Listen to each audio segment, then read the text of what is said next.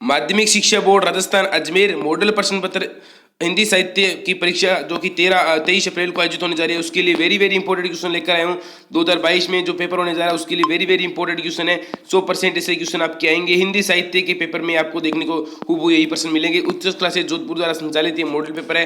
बिल्कुल 100% इसमें से क्वेश्चन आपके आने वाले हैं, क्योंकि इस मॉडल पेपर को मैंने पहले पूरा एनालाइज किया है, उसके बाद ही आपको बता रहा हूँ। इसमें से पूरे अच्छे तरीके से मैंने क्वेश्चन देखे हैं, काफ़ी अच्छे क्वेश्चन है, इसमें से क्वेश्चन आएंगे। इस मॉडल पेपर का हल आपको यहीं पर मिलेगा और इसकी पीडीएफ आपको टेलीग्राम चैनल पर मिल जाएगी, उसको जरूर ज्वाइन कर लेना। और उसकी लिंक आपको नीचे डिस्क्रिप्शन बॉक्स में मिल जाएगी टेलीग्राम चैनल की, तो टेलीग्राम चैनल को जरूर ज्वाइन कर लेना। और बात करते हैं यहाँ पर इस पेपर को आपको किस प्रकार से हल करना है और इसके कौन कौन से प्रश्न इंपॉर्टेंट है। तो इस पेपर को किस प्रकार से हल करना है पहले ये बात कर लेते हैं। पेपर का प्रारूप आपको कुछ इस प्रकार से आने वाला है कि 6 नंबर के प्रश्नोत्तर आएंगे। यहाँ पर 6 नंबर के 2 प्रश्न आएंगे। पहले में 2 प्रश्न आएंगे। पहला होगा 12 नंबर का खंड है, जिसमें आपके प्रश्न एक ही होगा और इसमें क और ख 2 अलग अलग दिए होंगे। जिसमें से क में आपके क्या आएगा, क में आपके आएगा गंध्यास, जिसमें से आपके इस प्रकार से गंध्यास आने वाला है। इस पैराग्राफ को आपको अच्छे तरीके से गंध्यास को पढ़ना है, पूरा रीड कर लेना है अच्छे तरीके से। उसके बाद ही आपको इनके आंसर देने स्टार्ट करने हैं। इसको पूरा अच्छे तरीके से रीड करने के बाद 6 नंबर आपके यूं ही आपके आ जाएंगे, क्योंकि यहाँ पर इसमें ऑप्शन टाइप क्वेश्चन दिए हुए हैं। पहले इस गंध्यास का उच्च शीर्षक की बात करते हैं। 100% ऐसा क्वेश्चन आपके आप सभी को बताया 100 आउट ऑफ 100 है कि ऐसा क्वेश्चन तो पक्का आएगा ही आएगा, क्योंकि शीर्षक का क्वेश्चन हमेशा आता है, गंध्यास का शीर्षक और पंध्यास का शीर्षक। तो गंध्यास का शीर्षक इसमें क्या मिलेगा आपको, इसमें जो पहली 2 लाइनें हैं उनको अच्छे तरीके से पढ़ना है, या फिर जो लास्ट की 2 लाइनें उनको अच्छे तरीके से में आपको इनका शीर्षक मिल जाएगा। अगर आपको शीर्षक हार्ड है, आपको नहीं समझ में आ रहा है, आप कंफ्यूज्ड है, तो अभी क्या करना है, आपको पूरा का पूरा जो है ना हमारा पूरा का पूरा पैराग्राफ, उसको पूरे पैराग्राफ को अच्छे तरीके से आपको पढ़ लेना है, पूरे के पूरे को, और आपको ये पूरा समझ में आ जाएगा। उसके बाद बात करते हैं यहाँ पर इसमें गंध्यास में शीर्षक क्या है। तो इस गंध्यास का जो शीर्षक क्या है, पहले में आपकी इसकी शीर्षक होगा, इसमें आपके गंध्यास में शीर्षक है ए, यानी सतसई परंपरा इसका शीर्षक है। ठीक है, सतसई परंपरा इसका शीर्षक है। दूसरा है सतसई शब्द का अर्थ क्या है।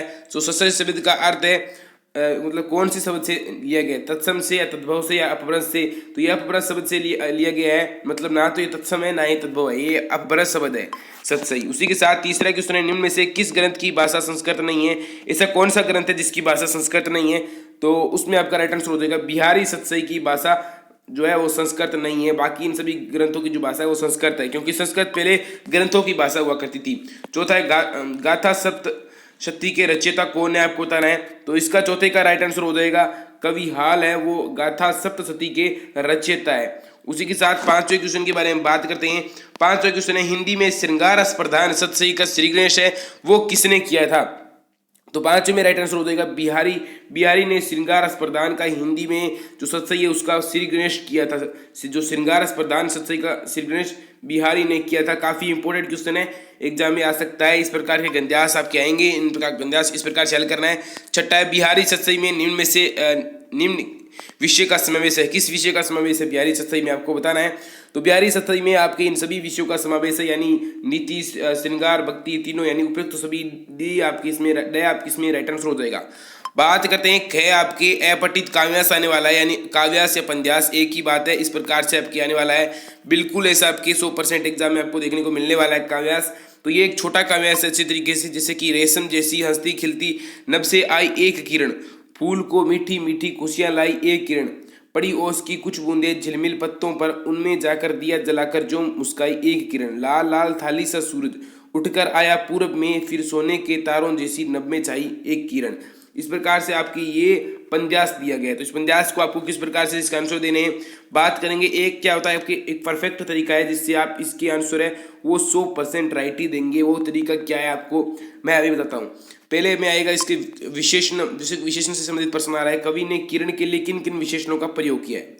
तो इसमें इन्होंने पहले ही आपको इनमें अच्छे तरीके से इसकी अपनी भाषा में ट्रांसलेट कर लेना है। जैसे कि मतलब आपको जिस भी भाषा में समझ आ रहा है उसी भाषा में आपको अच्छे से ट्रांसलेट कर लेना है। जो भी शब्द का अर्थ नहीं है, जैसे इसमें आपको कुछ शब्द है जिनका अर्थ नहीं आएगा शायद, जैसे कि ये आपको होता है नभ का अर्थ आकाश होता है। फिर ये जैसे इसमें सभी शब्दों का अर्थ बहुत ही आसान है ये, और आई एक किरण, इस प्रकार से ये सभी सरल है। उसमें कवि ने किरण के लिए किन किन विशेषणों का प्रयोग किया है, तो ये उपयुक्त सभी विशेषणों का प्रयोग किया है। रेशम जैसी भी कहा है, हंसती खिलती भी कहा है, और सोने के तारों जैसी भी कहा है। ये रही सोने के तारों जैसी, और सभी इसमें आपको गंध्यास में देखने को मिल गई। उसी के साथ दूसरा है, किरण फूलों के लिए क्या खुशियां लेकर आई थी, आपको बताना है। तो किरण फूलों के लिए क्या क्वेश्चन लेकर आई थी। दूसरे में आपका जो राइट आंसर होगा वो होगा बै यानी सुगंध लेकर आई थी, ठीक है। ओस की बूंदों ने पत्तों पर क्या किया। तीसरा है ओस की बूंदे हैं, उन्होंने मतलब जो मतलब सर्दियों में ओस की बूंदे होती है, उन्होंने पत्तों पर क्या कर दिया, उन पर एक दिया सा जला दिया, क्या कर दिया, उन्हें क्या किया। तो इसमें तीसरे में आपका जो राइट आंसर होगा वो होगा से यानी उन्हें नहला दिया। ओस है उसने पत्तों को नहला दिया क्योंकि ओस पत्तों पर जम गई थी। चौथा है सूरज की विशेषता क्या है, आपको बताना है। वह गोल गोल गोल गोल है, वह गोल गोल तथा लाल लाल है, वह लाल लाल थाली जैसा है, या फिर वह लाल लाल गेंद जैसा है। आपको बताना है सूरज की इनमें से कौन सी विशेषता है। तो सूरज की विशेषता है वो है वह लाल लाल थाली जैसा है, यानी से इसमें आपका राइट आंसर हो जाएगा। इसमें इसने अभी पंजास के हिसाब से ही आपको इनका आंसर देना है। सूरज का पर्यायवाची शब्द कौन सा है, तो सूरज का जो पर्यायवाची शब्द है वो कौन सा है आपको बताना है। तो सूरज का पर्यायवाची शब्द है वो है आपके यहाँ पर द यानी चंद्रमा एक सूरज का पर्यायवाची शब्द नहीं है, ये पूछ रहा है नहीं है। बाकी ये सभी सूरज के पर्यायवाची, दिनकर, सूर्य, सुमान, ये सभी सूरज के पर्यायवाची, लेकिन इनमें चंद्रमा है वो सूरज का पर्यायवाची नहीं है, ठीक है। छठा क्वेश्चन है निम्न में से नभ का पर्यायवाची होगा, यानी जो नभ का अर्थ होता है आकाश, तो आकाश इसका पर्यायवाची ए आपके इसमें राइट आंसर हो जाएगा। इस प्रकार से आपको इनका आंसर देने हैं। बात करते हैं आपके दूसरे क्वेश्चन के बारे में। रेगिस्तान आएंगे, 6 क्वेश्चन आएंगे रेगिस्तान के, सभी मैं आपको यहाँ पर क्लियर करा दूंगा। अच्छे से रेगिस्तान वाले क्वेश्चन हल करने के लिए आपको इन क्वेश्चनों को एग्जाम में कन्फर्म करके ही लिखना होगा। जैसे आपको पता चल गया कहीं से इधर उधर वाले पास वाले से, तो आपको पहले पूरा कन्फर्म करना है क्या इसमें ये आएगा, उसके बाद आपको इनको कन्फर्म भर देना है, ठीक है। जिस रचना को पढ़कर पाठक की चित्त आनंद से द्रवित हो जाए उसे कौन सा गुण कहते हैं, तो उसे कहते हैं माधुर्य गुण। याद रखना है, अगर आपने गुण काव्य गुण जो पढ़े हैं तो आप इसका आंसर दे सकते हैं। दूसरा, रचना में अधिक शब्दों या पदों का निरर्थक प्रयोग करने से क्या होता है, कौन सा दोष होता है, तो वो होता है आपकी अधिक पदत्व दोष। अगर रचना में अधिक शब्दों और पदों का निरर्थक प्रयोग करते हैं, मतलब उनका कोई अर्थ नहीं होता है, तो वहां पर आपकी होता है अधिक पदत्व दोष। और अगर रचना में कम शब्दों का या फिर बहुत कम शब्दों का प्रयोग किया जाए तो वहाँ होता है आपके न्यून पदत्व दोष। ये भी आपको याद रखना है, एग्जाम में आ सकता है, 100% बता रहा हूँ आपको, एग्जाम में आ सकता है। उसी के साथ तीसरा क्वेश्चन है रोला और उल्लाला के मेल से कौन सा छंद बनता है, आपको बताना है। अगर रोला छंद और उल्लाला छंद को मिला दिया जाए तो कौन सा छंद बनता है, तो वो बनता है आपके छप्पय जो है छंद बनता है, ठीक है, रोला और उल्लाला के मेल से। उसी के साथ आपका चौथा क्वेश्चन है हरि गीतिका छंद के प्रत्येक चरण में कितनी मात्राएं होती है, तो वो आपकी 28 मात्राएं होती है। हरि गीतिका के प्रत्येक चरण में 28 मात्राएं होती है। पांचवें, उपमा का सामान्य अर्थ क्या है, किसी एक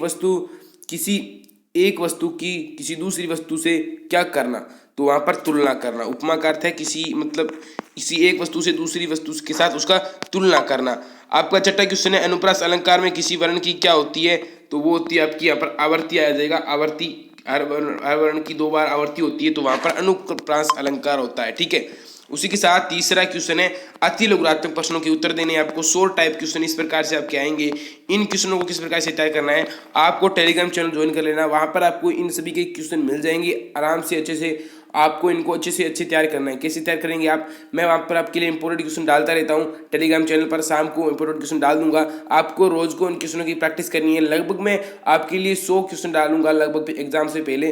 उन क्वेश्चनों को अगर आप तैयार कर लेते हो 100% कह रहा हूँ उनमें से आपके पेपर बनने वाला है, क्योंकि काफ़ी मैंने क्वेश्चन छांट के आपके लिए क्वेश्चन बनाने वाला हूँ। तो टेलीग्राम चैनल को जरूर ज्वाइन कर लेना, या फिर टेलीग्राम नहीं चलाते तो व्हाट्सएप ग्रुप ज्वाइन कर लेना, जिसकी लिंक भी आपको नीचे डिस्क्रिप्शन बॉक्स में मिल जाएगी। अब बात करते हैं यहाँ पर, ये आपके कुछ अनुप्रास अलंकार, ये आपके पहला प्रश्न है अनुप्रास अलंकार से युक्त कोई एक मौलिक उदाहरण लिखना है। पहली बात आप बता दूं, हर जो मतलब वाक्य होता है उसमें लगभग अनुप्रास अलंकार ही होता है। जैसे कोई भी वाक्य हो गया उसमें अलग अलग हो जाएगा। जैसे यहाँ पर मैं आपको सिंपली कोई उदाहरण बता देता हूँ, जैसे कि तरनी तरुवर, तटनी तरुवर बहु छाय, ये जो उदाहरण है वो भी आप ले सकते हैं। कोई भी जो उदाहरण होता है जिसमें 2 मात्राएं एक जैसे 2 शब्द है, तो वहां पर क्या होता है अनुप्रास अलंकार हो सकता है। उसके बाद बात करते हैं यमक अलंकार की परिभाषा आपको लिखनी है। तो यमक की परिभाषा क्या होती है, यमक की परिभाषा होती है जहां समान वर्णों की आवर्ती हो, यानी एक जैसे शब्द दिखते हो लेकिन उनका अर्थ क्या होता है अलग अलग होता है, वहां पर होता है यमक अलंकार, ठीक है, यमक अलंकार। उसके बाद आपके तीसरे क्वेश्चन के बारे में बात करते हैं। यहाँ पर समाचार लेखन के लिए कितने ककार आवश्यक है, वेरी वेरी इंपॉर्टेंट क्वेश्चन है, पहले ही कह रहा हूं एग्जाम में आ सकते हैं। ककार भी सभी के सभी पूछ सकते हैं। ककार मतलब कितने उसमें वाक्य होते हैं जिनके हिसाब से इसका रचा जाता है, तो वो होते हैं आपके 6 कौन से होते हैं, कब, कौन सा, कहाँ, किसी घटना के लिए यही तो प्रदर्शित करते हैं। जैसे कि अभी किसी का कोई घटना हो गई तो वहाँ पहले ये प्रश्न ये उठेगा कहाँ हुई, उसके बाद कब हुई, मतलब उसके अखबार में इसी हेडिंग को डालकर वहाँ पर अखबार में लिखा जाता है, तो उसे ककार कहते हैं। समाचार पत्र के ककार होते हैं जो कि 6 होते हैं, एग्जाम में आ सकते हैं, ठीक है। अब है चौथा विशेष लेखन क्या होता है। वेरी वेरी इंपॉर्टेंट क्वेश्चन है, अभिव्यक्ति और माध्यम से इंपॉर्टेंट क्वेश्चन बन रहे हैं तो आपके आएंगे पक्का ये क्वेश्चन। तो विशेष लेखन किसे कहते हैं? अखबारों के लिए समाचारों के अलावा खेल, अर्थ, व्यापार, सिनेमा, मनोरंजन आदि विभिन्न समाचारों की भाषा शैली से जो अलग होते हैं उन्हें विशेष लेखन कहते हैं। जैसे कि अलग क्षेत्र में लिखे जाते हैं, जैसे कि मतलब अखबारों में समाचारों के अलावा जैसे कि खेल होते हैं, बाकी हमारे जो व्यापार वगैरह होते हैं उनके अलग लिखा जाता है, जैसे कि मनोरंजन आदि के सिनेमा से संबंधित, तो उन्हें विशेष लेखन कहते हैं। उसके बाद बात करते हैं पांचवा, विशेष संवाददाता किन्हें कहते हैं? तो विशेष संवाददाता किसे कहते हैं? तो ये प्रश्न भी आपके लिए इंपॉर्टेंट बन सकता है, अभिव्यक्ति और माध्यम बुक का क्वेश्चन है। तो इनके लिए क्या करना है, विशेष संवाददाता किसे कहते हैं? तो आपको बता दूं, विशेष संवाददाता उसे कहते हैं जिन रिपोर्टरों द्वारा विशेषकृत रिपोर्ट तैयार की जाती है, यानी अलग से रिपोर्ट तैयार की जाती है, उन्हें विशेष संवाददाता या फिर विशेष रिपोर्टर कहते हैं। ठीक है, ये बात आपको याद रखनी है। उसके बाद छठा है, कच्चा चिट्ठा कहानी के अनुसार पसोवा किस धर्म का तीर्थ है? तो कच्चा चिट्ठा कहानी के अनुसार पसोवा है वो जैन धर्म का तीर्थ है। किस धर्म का? जैन धर्म का तीर्थ है। आपको अच्छे तरीके से याद रखना है, इंपॉर्टेंट क्वेश्चन है। सातवां क्वेश्चन है, रामचंद्र शुक्ल जी के पिताजी को किसके नाटक अति प्रिय थे? तो वो थे भारतेंदु हरिश्चंद्र के नाटक। रामचंद्र शुक्ल जी के पिताजी को अति प्रिय थे भारतेंदु हरिश्चंद्र के नाटक, याद रखना है। ठीक है, आपके आठवां क्वेश्चन है, देवसेना का गीत के कवि का नाम क्या है? तो देवसेना के गीत का कवि का नाम है जयशंकर प्रसाद। जयशंकर का प्रसाद कहाँ हुआ था? तो जन्म हुआ था काशी में 1880 में, आपको याद रखना है। अच्छे से क्वेश्चन आ सकते हैं। और नौवां क्वेश्चन है, केदारनाथ सिंह की किस रचना के लिए उन्हें साहित्य अकादमी पुरस्कार प्रदान किया गया था? वेरी वेरी इंपॉर्टेंट क्वेश्चन है नौवां, 100% एग्जाम में आ सकता है। तो नौवें का राइट आंसर आपकी होगा, आकार में सारस रचना के लिए केदारनाथ सिंह को साहित्य अकादमी पुरस्कार प्रदान किया गया था। ठीक है, याद रखना है, वो है आपकी रचना कौन सी है? आकार में सारस। ठीक है, उसी के साथ आपका अगले प्रश्न में बात करते हैं। 10वां क्वेश्चन है, नाटक जो है कहानी को नाटक में रूपांतरित करते समय उसके कथानक का किस प्रकार किस आधार पर विभाजन किया जाता है? आपको बताना है। ठीक है, अगर कोई कहानी उसको नाटक में परिवर्तन करना है तो किस आधार पर विभाजन किया जाता है? तो मैं आपको बता दूं कि यहाँ पर क्या करते हैं, इसमें आपको कहानी को नाटक में रूपांतरित करते समय उसके कथानक का समय और स्थान के आधार पर विभाजन किया जाता है। जैसे कि समय और स्थान को बदल देने से जो कहानी है उसको नाटक में हम रूपांतरित कर सकते हैं। ठीक है, एक कहानी को नाटक में रूपांतरित करने के लिए उसके समय को परिवर्तित करना बहुत जरूरी होता है। 11वें, नाटक को कौन सा काव्य कहते हैं? तो नाटक को दृश्य काव्य कहते हैं। ठीक है, नाटक वही होता है जिसको